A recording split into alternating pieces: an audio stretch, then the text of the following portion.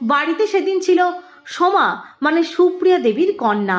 সোমা ভেবেছিল মর্নিং ওয়াকে যাচ্ছেন বাবি, কারণ ওর মর্নিং ওয়াকে যাওয়ার অভ্যেস ছিল। কিন্তু বাবি বেরিয়ে নার্সিংহোমে ভর্তি হলেন। ওখানে গিয়ে বলেন, আমার ছেলেকে খবর দাও। তখন এই বাড়িতে ফোন এসেছিল। গৌতমের ভরসা ছিল আমার বাবা মা। ও প্রথম ফোনটা আমার বাবা, মানে মহানায়কের বন্ধু লালমোহন মুখোপাধ্যায়কে করেছিল। আমি রাত করে পড়াশোনা করতাম, ভোরে ঘুমোতে যেতাম। সেদিন ভোরবেলা ঘুমোতে যাব, ফোন এলো। আমি ধরেছিলাম। গৌতম ফোন করে আমার বাবাকে চাইল।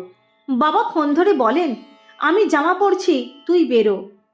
ফোন রেখে বাবা জামা প্যান্ট পরে স্টেথো নিয়ে মায়ের থেকে মানিব্যাগ চেয়ে বেরিয়ে গিয়েছিলেন। বাবা কোথায় গেলেন আমরা কিছুই জানতাম না। বাবা ফিরেছিলেন